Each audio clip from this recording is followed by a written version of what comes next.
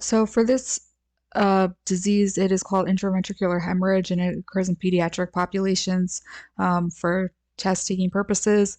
Clinical findings are going to include asymptomatic at times. Patients can also have seizures, apnea. They can have full fontanelle. They can present with acute anemia. It occurs in the first few days of life. Risk factors include prematurity.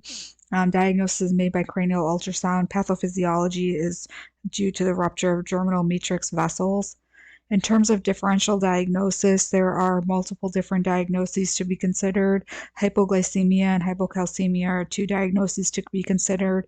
And remember, this is high yield. These can cause lethargy, hypotonia, and seizures, but not increased head circumference that you'll see in patients with intraventricular hemorrhages. Same with inborn errors of metabolism. This can cause seizures, but not increased head circumference. And then 3 is hypoxic ischemic encephalopathy. The patient in the question stem had a normal APGAR, so this was ruled out. And then neonatal meningitis. This is going to present with non-specific symptoms. So sometimes intraventricular hemorrhage patients can present asymptomatic. How do you differentiate the two? You have to look at the temperature, make sure the patient with meningitis doesn't has a fever to help you confirm that diagnosis. And then lastly, I just want to reiterate that super high yield cranial ultrasound is the diagnosis, and that comes up on New World.